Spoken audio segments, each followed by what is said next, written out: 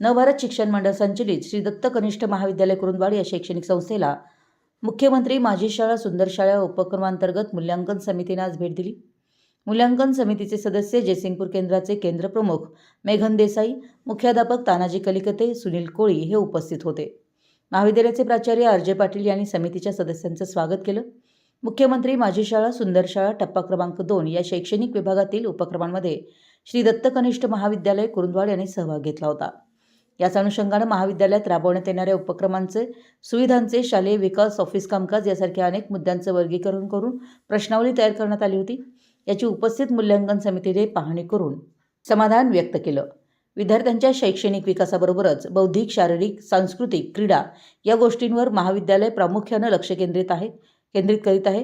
अत्यंत सुंदर असा उपक्रम या महाविद्यालयात राबवले जातात, असं समिती सदस्यांनी आपल्या भेटीदरम्यान वक्तव्य केलं। समितीचं औक्षण करून स्वागत करण्यात आलं। यावेळी स्वागत प्रास्ताविकात बोलताना महाविद्यालयाचे प्राचार्य आर.जे. पाटील यांनी महाविद्यालयात राबवण्यात येणाऱ्या उपक्रमांसंबंधी, शैक्षणिक धोरणासंबंधी माहिती दिली व उपस्थित मान्यवरांचं पुष्पगुच्छ देऊन स्वागत केलं।